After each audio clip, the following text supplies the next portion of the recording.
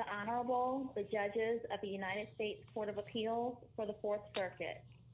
Oyez, oyez, oyez. All persons having any manner or form of business before the Honorable, the United States Court of Appeals for the Fourth Circuit are admonished to give their attention, for the court is now sitting. God save the United States and this honorable court. All right, we're going to hear case of Christopher Doyle versus Hogan. And I guess Mr. Staver, is that you?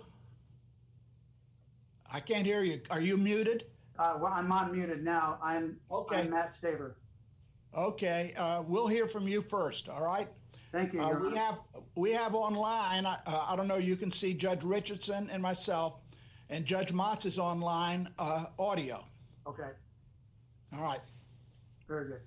May it please the court, on behalf of the appellant, I respectfully request this court to reverse the lower court's decision because the statute being challenged violates the First Amendment. It is viewpoint and content based, and it is also vague and overbroad. The law restricts the kind of speech or the content or particularly the viewpoint of speech of licensed counselors. In order to determine whether the law applies, you have to look at what is actually being said. In this particular case, the law restricts the speech of licensed counselors by prohibiting them from talking to their consenting clients about their goal and objective to change unwanted same-sex attractions, behavior, or gender conflict. Under no circumstances may any effort be undertaken to help the client assist in reaching that goal, even when the client specifically asks and consents and wants to reach a particular goal that is that client's choice of their own self-determination. Any effort to change romantic attractions, sexual orientation, behaviors, or identity is banned. This statute is both viewpoint and content-based. It allows counselors and minors to discuss or hear the subject of same-sex attractions and gender identity. It may be affirmed, but never seek to change. Any effort to change any of these— Mr. Staver? Yes. Can I interrupt you for a second? We have, in this case, don't we, a jurisdictional question under the 11th Amendment and Ex parte Young? That has been raised, yes, Your Honor. And with regards to that, this is injunctive relief, first of all. But the real question, the lower court correctly found that there is a relationship with the governor, particularly the Attorney General, with regards to enforcement of the statute. I'd like to point the court's attention to the Maryland Constitution. It is Article 5, Section 3.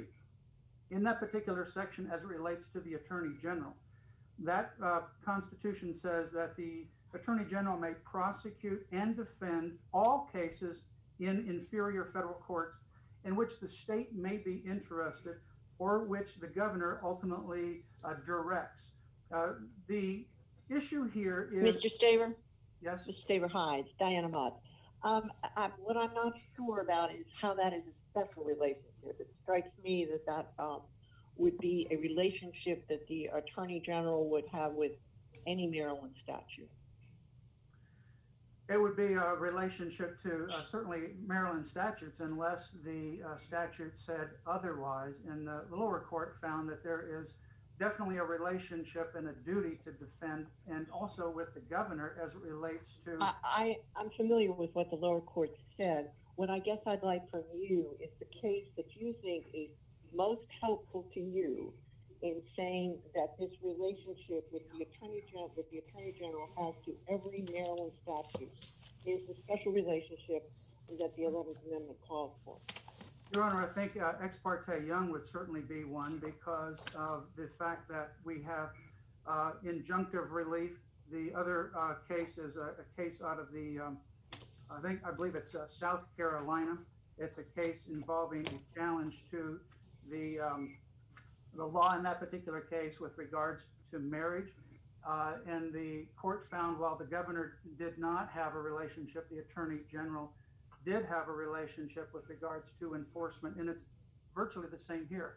In fact, in Pickup, the governor and the Attorney General were named, and also in King, governor and Attorney General were also named. Let me address something to you. You didn't cite any of the recent cases from the Fourth Circuit, but in Allen versus Cooper, we said a governor cannot be enjoined by virtue of his general duty to enforce laws, nor can an attorney general be enjoined where he has no specific statutory authority to enforce the statute at issue. Now, we have applied that principle. That's a quote from an earlier case in Hutto, and that's Hutto relied on an earlier line of cases. But the notion that the governor and the attorney general have general authority of the same nature you quoted from Maryland has not been sufficient.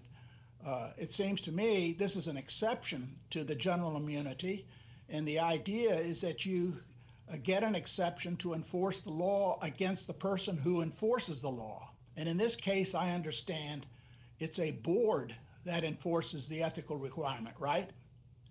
Yes, it's a licensing board for the counselors, but not for the clients. For the clients, the only target that they would have or defendant would be the attorney general or the governor, because they have no, I'm asking who, go ahead, Judge Richardson. So I want to ask a slightly different version of the same question. You have not cited section 17513, but that section does give the attorney general the specific authority to bring an action in the name of the state for conduct that is subject to disciplinary action by the board. And you don't cite that statute, but that statute seems to give the attorney general specific authority to bring an action to enjoin conduct that is grounds for disciplinary action under 17509, and that includes unprofessional conduct, which is the statute at issue here. Are you familiar with 17513, and if so, why is that not the special relationship that you're trying to show? Judge Richardson, yes, that certainly is the special relationship that we're showing. In fact, the attorney general is not only the one that can bring the litigation in the name of the state for unprofessional conduct, but he's also the one that's involved in working with the various agencies, including the licensing board, in the development of these rules on the front end as well.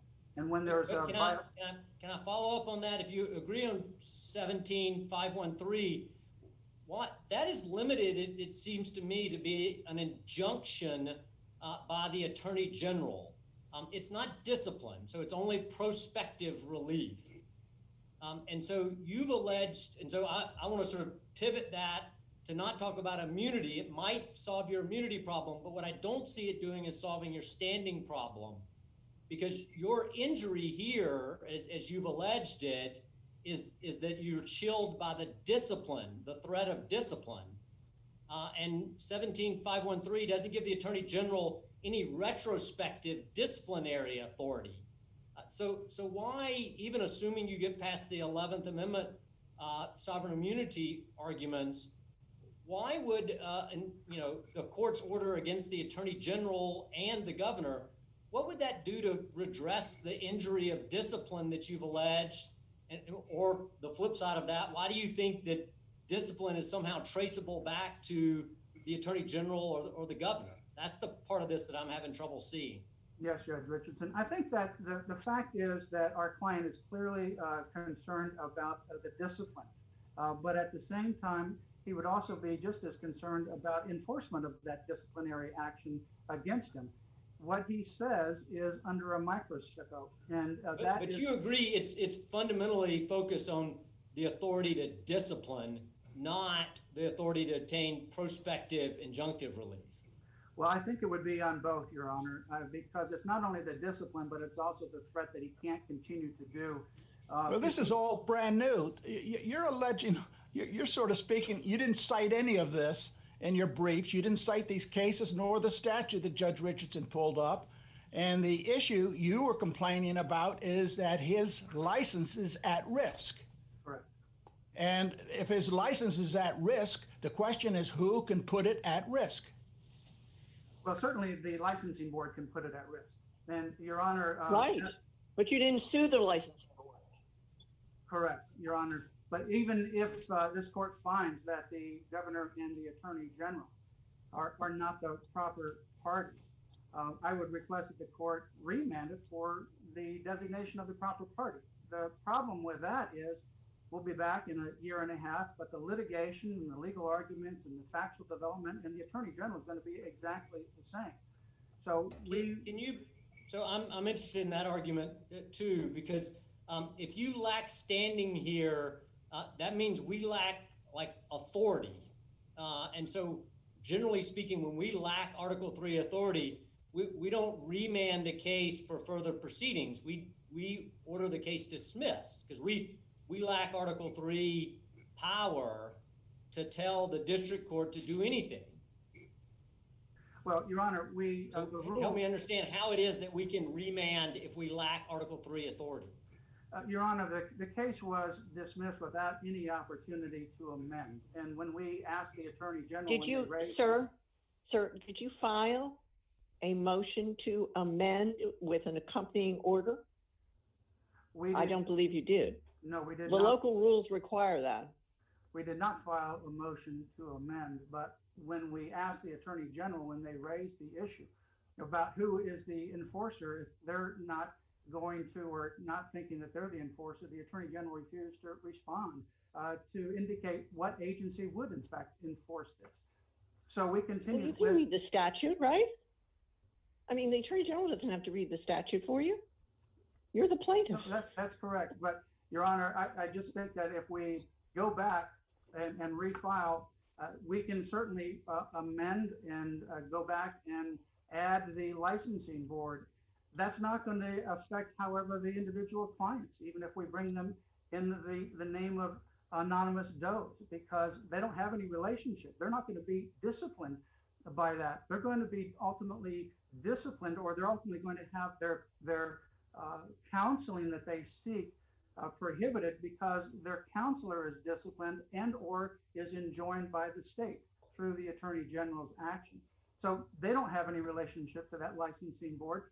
They're not worried about discipline. They're worried about being able to get the kind of counseling that they receive.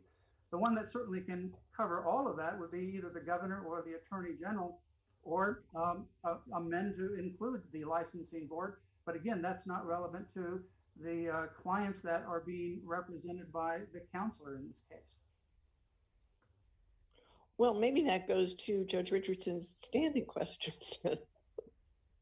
Well, the fact is that the only one that they could have standing against would be the enforcer, and that would be the Attorney General to enforce this law against their counselors.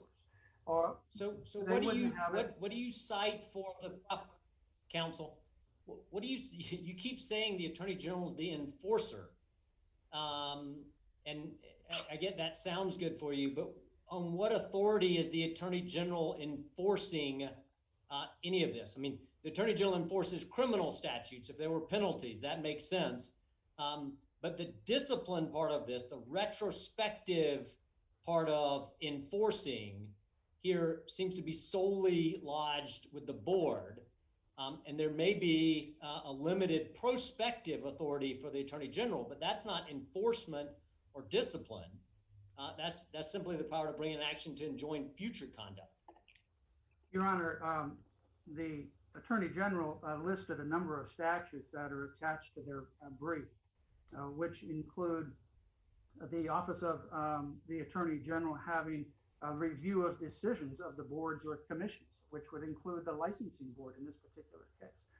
The Attorney General is involved in not just criminal, but also according to the statutes and the Constitution that were attached to the answer brief, involved in enforcing the civil laws of the case, but particularly with regards to overseeing and having input with this respect of these various boards or the commissions that one of them would be certainly the licensing board. And that, Your Honor, is under and this is part of the Attorney General's response, the Maryland Code Section 1-203, in terms of the Attorney General's involvement with the Secretary and the health occupations. Those were cited by the Attorney General as an appendix to, or as an exhibit to their brief. You say the Attorney General is involved. What do you mean by involved? It says that the Office of Administrative Hearings shall establish the process by which the Office of Administrative Hearings reviews decisions or actions of a board commission. It also says to develop. Yeah, but it's like saying the Attorney General reviews the constitutionality of statutes passed by the legislature. The test for Ex parte Young is to obtain relief against the person who's actually enforcing it by reason of the authority conferred by the statute. Correct, Your Honor. But this goes on to talk about that the Board of Commission may not, which would include the licensing board, may not implement a decision or a final action until after the Office of Administrative Hearings has conducted the review. And this is part of where the Attorney General's role is in terms of the development and overseeing of these enforcement rules, and if necessary, to ultimately enjoin the violation of these enforcement rules after discipline has ultimately been determined by that particular licensing board. Again, though, I would just request that if this court concludes that the proper defendant is not before the court, that we would go back and amend and add that licensing board. And then the same litigation, the same evidence and the same arguments and the same Attorney General would be back here within about a year. So I would recommend, or I would request that this court grant that, or at least allow us to be able to amend going back. But again, I think that the Attorney General, just like in Pickup and King and all these other cases that challenge identical statutes as this, named the Attorney General in all of those cases. The same arguments have come up in those cases, and those courts of appeal have continued to move forward, not saying that these were improper parties and ultimately reached the merits. And we would respectfully request that this court do the same. I see that I'm out of time, and I saved the rest of my time for rebuttal. Thank you, Mr. Staven. Thank you. All right, Ms. Alice? Thank you, Your Honor, and may it please the court. Judge Richardson, 17513 of the Health Occupations article, I don't believe allows enforcement of Section 1-203 of the Health Occupations article. It doesn't mention that article, that section in what it says the grounds for an injunction for violation of 1-203. It doesn't include that. I would also say that it's... So before you leave that, if you would, so 513 says that they can bring an action for, and I'm just quoting, conduct that is ground for a disciplinary action under 17509. Subsection 16 of 509 is discipline action for unprofessional conduct, quote unquote. And unprofessional conduct is the very words that 1-2112.1 uses to describe disciplinary or to describe conversion therapy. It is, quote, unprofessional conduct. So I presume the reason the board can bring disciplinary conduct under 509.16 is because it's unprofessional conduct, and therefore the Attorney General under 513 has the very same authority to bring injunctive relief. What's wrong with that chain? Because it does not say that it can enforce, the statute does not say that the Attorney General or the board, the Attorney General has the authority to enforce Section 1-212.1 of the Health Occupations article, nor does it say that an injunctive action can be maintained under this 17513 for violation of 1-212.1. Which section is it? The that argument is. Go ahead. Go ahead. So I just want to understand the argument. So your argument is that, I think there are lots of reasons that 513 might not help the plaintiff here, but to understand, your argument is that 513 doesn't apply because it doesn't specifically mention 1-212.1 when 1-212.1 categorizes certain therapy as, quote, unprofessional conduct, which is specifically included in 509 And 509 is what is specifically referenced by 513. I'm not sure I follow that argument. 1-212.1 authorizes actions to discipline, and those actions to discipline are administrative actions. It doesn't authorize actions to for injunctive relief, which is what 17513 authorizes. So I would say that the Attorney General would not have the authority in his name to currently his name to enjoin the violation of 1-212.1 because the under the Constitution and statutes governing the Attorney General, there has to be specific authority for the Attorney General of Maryland, unlike perhaps in some of the other states that Mr. Saver referred to, for the Attorney General to take action, and that's simply not here. Let me ask you, under what section is the suspension of a license? That's the particular relief about which the plaintiffs are concerned. They would lose their license to practice.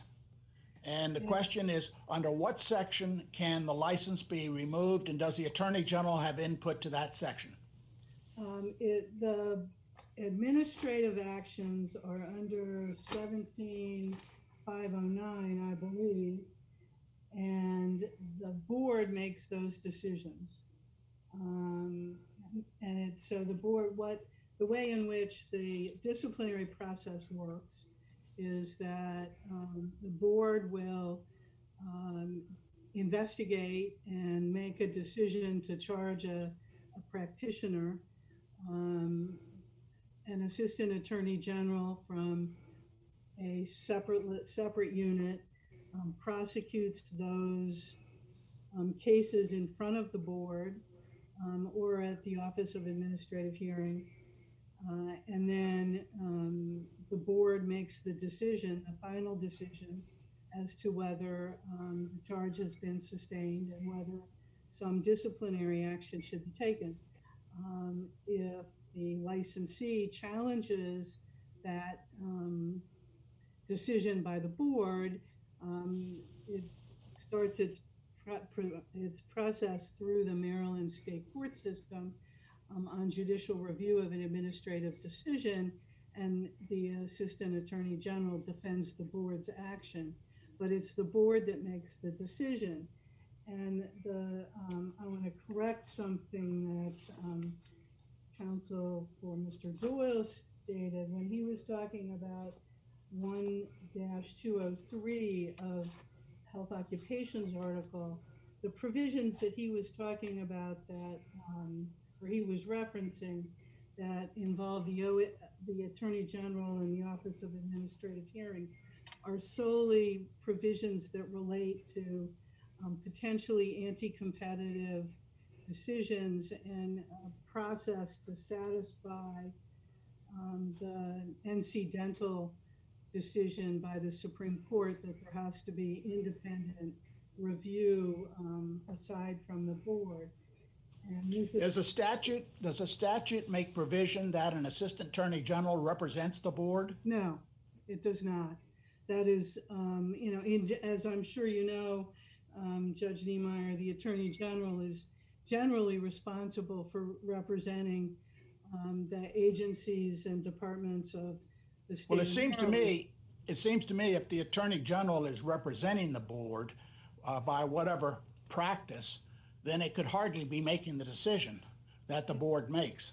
Exactly, Your Honor. And I would say that the district court got this aspect of the decision wrong, that the requirements of the special relation are under Ex parte Young simply aren't met here. And in addition, I think Judge Richardson, you alluded to this,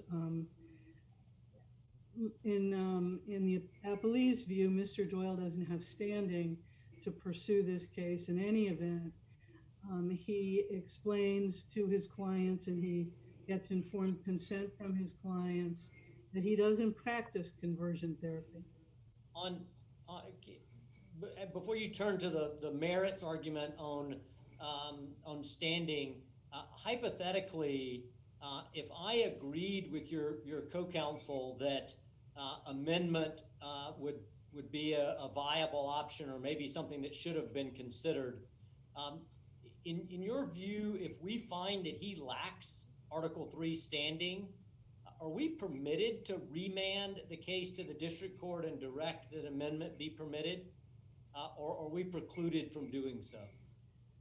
I believe you're precluded from doing so, because I don't think there's any way to cure the standing issue if he is. Okay, but that's my hypothetical. My hypothetical is he can amend, and he could solve the problem. I understand you disagree. That's why I wanted to call it a hypothetical. That I'm presupposing that amendment would work. I'm asking the separate question of, if we find he lacks standing, do we have the authority to remand for the district court to consider whether amendment is appropriate? I don't believe so, because I can't cite you a case, but if a plaintiff in a case lacks standing, then the court has no jurisdiction. And so I would argue that the appropriate action is dismissal. And if he thinks he can try again and establish standing in a different case, I think, unfortunately, probably the plaintiff would have the authority to do that, or a different plaintiff. But a district court could do that, right? If it was still at the district court level, and the district court found that standing was lacking, Rule 15 would permit an amendment in that context, wouldn't it? Why is it different if we're finding it on appeal? In the district court, I'm not sure that the district court would have authority to permit to amend either. If the plaintiff doesn't have standing, the court doesn't have jurisdiction. So I'm not sure that that the district court would have that authority either. With respect to standing, in this case, Mr. Doyle says he doesn't do conversion therapy. For several years, he's been using an informed consent form with all of his clients that state that the clients understand that he doesn't do it, and they agree that that's not what they're seeking. If he doesn't do what the statute prohibits, then in my view, he does not have standing under cases like Cooksey versus Futrell and Kenny versus Wilson. I mean, he does not have an injury in fact. But you would agree if, again, hypothetical, if he's not doing it because he's afraid of discipline, that would be an injury in fact, right? You don't disagree with that premise. You're arguing that's not why he's doing it, or what? Help me understand that. If in fact the evidence was that he was not performing the conversion therapy because he was concerned about prosecution, that would be an injury in fact. But he says he doesn't do conversion therapy, and he has been using this consent form. I think the first one in the record is from 2016. So it's not something that he created in response to this litigation. That's what he'd been doing. He says he doesn't do it. He describes his practice as sexual and gender identity affirming, which I read, and I heard him testify at his deposition, is supportive of his clients, which that's not something that the statute prohibits. The statute doesn't prohibit, only prohibits efforts to change sexual identity or sexual orientation. The statute specifically excludes therapy that does not seek that goal. And Mr. Doyle repeatedly has said that he doesn't do it.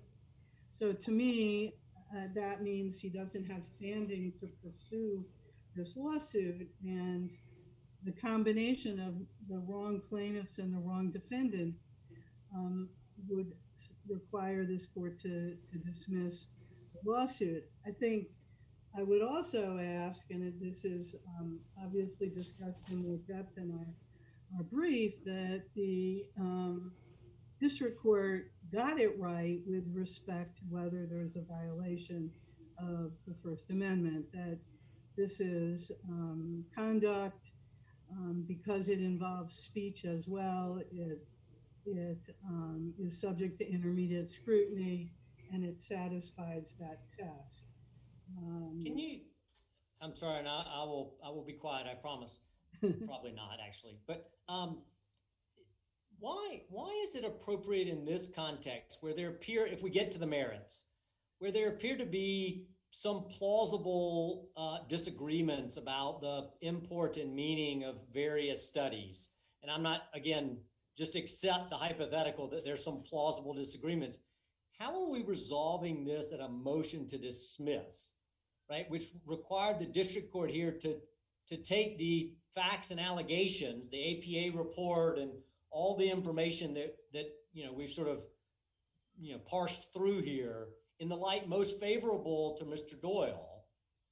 And so what I'm having a little trouble if we get to the merits is understanding how that can be resolved at a motion to dismiss, as opposed to the preliminary injunction standard, which allows an inquiry into the likelihood of success, or summary judgment, which allows sort of a determination of facts. But I can't understand how, given this record with these plausible allegations with respect to the underlying reports, that it can be resolved at a motion to dismiss.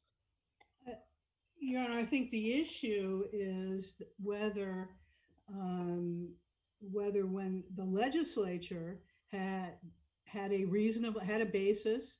Well, first, let me back up a minute. I think there's no dispute that the legislature has a compelling interest. The state of Maryland has a compelling interest in protecting children and protecting minors from harm. And the legislature found, in reviewing all of the reports to which you referred, that those reports supported the conclusion that conversion therapy could be harmful to minors, and importantly, that there was no evidence that it provided a benefit. The evidence that is in the legislative record, all of those reports, the written testimony from various constituents, are all of the kinds of evidence that courts have relied on and do rely on for evidence of harm, and in this case, harm to minors. But if I look, so help me again, I don't want to sort of fight about the specifics of the report. When I look at cases like Otto and like NIFLA and like Pickup, all of those are cases, and you can sort of run through the list, Holder, Sorrell, etc. They're all cases that are either at a preliminary injunction standard, meaning we're looking at the success on the merits, or their summary judgment. I guess in Sorrell, it's actually after a trial on the merits. But none of them are motion to dismiss cases. And admittedly, there may be an extreme case where a motion to dismiss is appropriate, but none of these other cases seem to address where there's a plausible claim, at a motion to dismiss. Well, the other aspect, Your Honor, is that assume there is a plausible claim that there's some benefit to conversion therapy. There's also a more than plausible claim based on the documents in the record And the APA report in particular, which was part of the plaintiff's complaint, that it's harmful.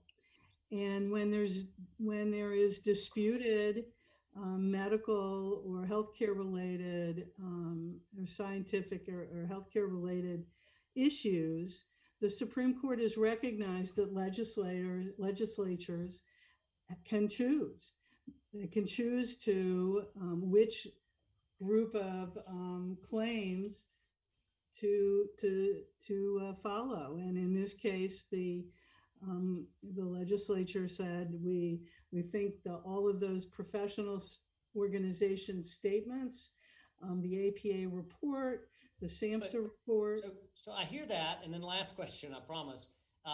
But in like a case like NIFLA, right? Like we don't see this like unwavering deference to the judgment of the legislature, right? The same, even in Holder, right? We don't see it in the, you mentioned law project cases, right? When in our cases, like Capital Associated or Wilkinson's decision in Stewart, right? There's not like this just like absolute deference. That's the point of intermediate or certainly strict scrutiny, is that we probe those a bit, but we probe them not in a motion to dismiss, but at some other procedural juncture. Well, the trial court already determined that there was not a likelihood of success on the merits. And I think as a matter of law, there's simply not facts here to support proceeding. And that's the reason that the court dismissed the complaint. And I would ask the court to avoid the thorny constitutional questions and to dismiss it for lack of standing and violation of the 11th Amendment. But in the event you reach the merits, that you uphold the district court's decision. Thank you very much. Thank you, Ms. Ellis. Mr. Staver? You'll have to unmute your... I still can't hear you. Can you hear me now? Yes. On August the 1st, the lower court found that we did sue the proper party and that the governor and the attorney general were proper parties. About 7 weeks later is when this order came through. So there was no reason for us to file a motion at that point, and there was no cross appeal of that decision when the final order came. Well, of course there was a reason there. If it was raised and you were aware of it, you could have done your research and determined whether there was a risk to sue the right person. I mean, that to obviate an issue that's before the court by filing an amended complaint is just routine procedural practice.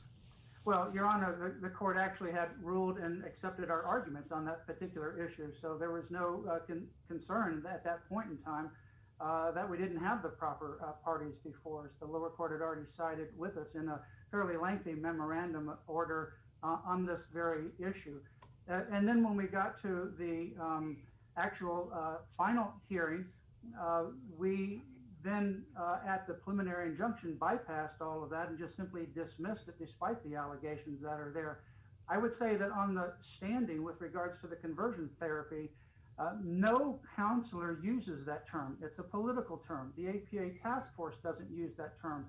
The undisputed testimony of our client is that he does not use that term, but that the statute actually covers what he wants to do.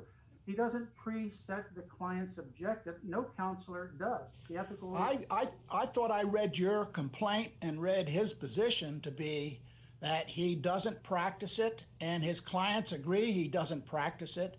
And the only reason he brought suit is on the risk that they misconstrue what he does. No, Your Honor. He doesn't practice, and no counselor that we know and uses that term. It's not a term of counselors. So if you ask a counselor, do they practice conversion therapy?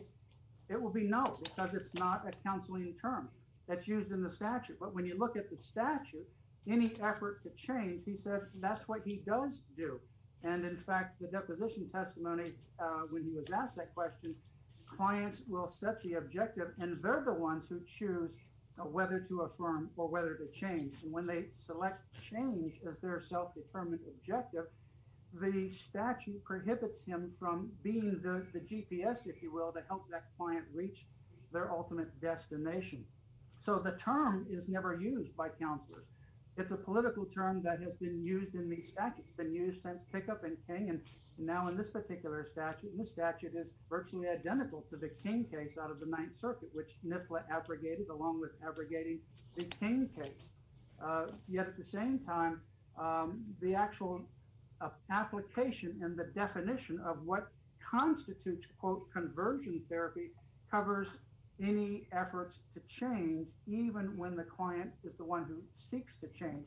And therefore, his clients in Maryland are covered by that. He's covered by it, and he can't help the clients reach that objective for change. The lower court properly found that we had standing on that particular issue because he clearly is covered and fears discipline because of any activity that he might engage in to help a client change. Any viewpoint on same-sex attraction regarding change is banned, but the subject matter is permitted. He can affirm those clients that want to be affirmed, but he can't help a client that wants to be changed to change or to seek change or even reduce romantic attractions to members of the same sex. And that is a clear violation of the First Amendment. Your Honor, I see I'm out of time. I respectfully request this court reverse. All right. Thank you both very much. We are, as you know, because of the circumstances, remotely on a Zoom. We would normally come down and shake your hands. That's not possible in the circumstances, but that is our custom and tradition, and we ask you to receive that in spirit. We welcome you to the court, and we'll be back to you when we make our decision. Thank you very much. We'll stand adjourned. Thank you. This honorable court stands adjourned until tomorrow morning. God save the United States and this honorable court.